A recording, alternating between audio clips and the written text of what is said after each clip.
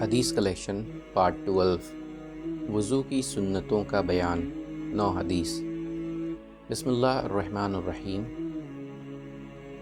السلام علیکم دوستو، آج کی ویڈیو میں ہم وضو کی سنتوں کے بارے میں 9 حدیث بیان کریں گے۔ حدیث نمبر 1، حضرت ابو ہریرہ رضی اللہ عنہ سے روایت ہے کہ رسول کریم صلی اللہ علیہ وسلم نے فرمایا، کپڑے پہنتے وقت اور وضو کرتے وقت دائیں طرف سے شروع کرو۔ ابو داؤد۔ حدیث نمبر 2، حضرت لقید بن صبرہ رضی اللہ عنہ سے روایت ہے کہ میں نے عرض کیا، اے اللہ کے رسول، مجھے وضو کا طریقہ بتائیں۔ آپ نے فرمایا، مکمل وضو کرو اور انگلیوں کے درمیان خلال کرو اور ناک میں پانی چڑھانے میں زیادہ اہتمام، دھیان اور پابندی سے کام لو۔ البتہ روزے کی حالت میں حد سے نہ بڑھو، یعنی اگر ناک میں پانی پہنچانے کی زیادہ کوشش کرو گے تو ہو سکتا ہے کہ پانی اندر چلا جائے اور روزہ ٹوٹ جائے، اس لیے روزے کی حالت میں ناک میں زیادہ پانی نہ چڑھاؤ۔ ابو داؤد، ترمذی۔ حدیث نمبر 3، حضرت مستعرد بن شداد رضی اللہ عنہ سے روایت ہے کہ میں نے رسول اکرم صلی اللہ علیہ وسلم کو وضو کرتے ہوئے دیکھا، آپ دونوں پاؤں کی انگلیوں میں اپنی انگلیوں سے خلال کرتے تھے۔ ترمذی، ابو داؤد، ابن ماجہ۔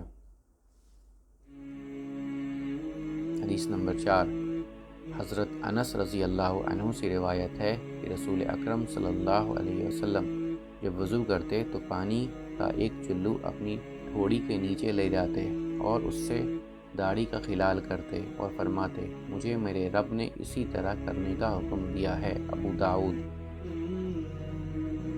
حدیث نمبر 5، حضرت ابو حیہ رحمۃ اللہ علیہ سے روایت ہے کہ میں نے علی رضی اللہ عنہ کو وضو کرتے ہوئے دیکھا، انہوں نے اپنے دونوں ہاتھوں کو کلائیوں تک دھویا، یہاں تک کہ ان دونوں کو اچھی طرح صاف کیا، پھر 3 بار منہ میں پانی ڈالا اور 3 بار ناک میں پانی ڈالا اور 3 بار اپنے چہرے کو دھویا اور 3 بار اپنے ہاتھوں کو کوہنیوں تک دھویا اور 1 بار اپنے سر کا مسح کیا، پھر اپنے دونوں پاؤں کو ٹخنوں تک دھویا، پھر فرمایا، میں تمہیں بتانا چاہتا ہوں کہ رسول اکرم صلی اللہ علیہ وسلم اس طرح وضو کیا کرتے تھے۔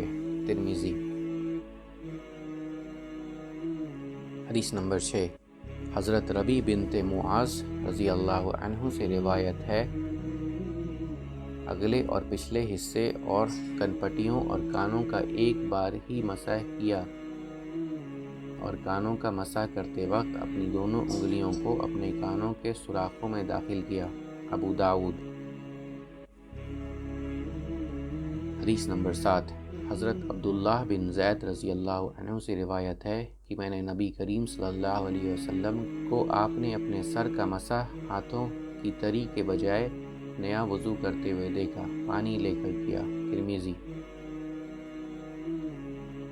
حدیث نمبر 8، حضرت محمد بن عبداللہ رضی اللہ عنہ سے روایت ہے کہ ایک صحابی نے نبی کریم صلی اللہ علیہ وسلم کی خدمت میں حاضر ہو کر آپ سے وضو کا طریقہ پوچھا، آپ نے اسے 3 بار وضو کے انگ دھو کر دکھائے، پھر آپ نے فرمایا، وضو کا یہی طریقہ ہے، بس جس آدمی نے اس پر زیادتی کی اس نے غلط کیا، حد سے بڑھ گیا اور آپ نے اپنے آپ پر ظلم کیا۔ نسائی، ابن ماجہ۔ حدیث نمبر 9، حضرت عبداللہ بن مغفل رضی اللہ عنہ سے روایت ہے کہ میں نے اپنے بیٹے کو یہ دعا کرتے دیکھا، اے اللہ، میں آپ سے جنت کی دائیں جانب سفید محل کا سوال کرتا ہوں۔ میں نے کہا، اے میرے بیٹے، اللہ سے جنت کا سوال کرو اور دوزخ سے پناہ طلب کرو، اس لیے کہ رسول اکرم صلی اللہ علیہ وسلم نے فرمایا، بے شک اس امت میں ایسے لوگ بھی پیدا ہوں گے جو طہارت اور دعا میں حد سے بڑھ جائیں گے۔ احمد۔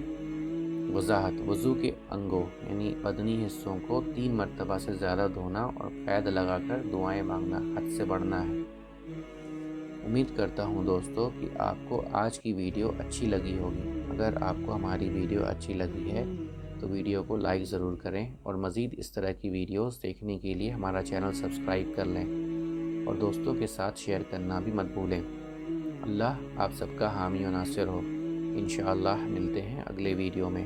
اجازت دیجیے، السلام علیکم، اللہ حافظ۔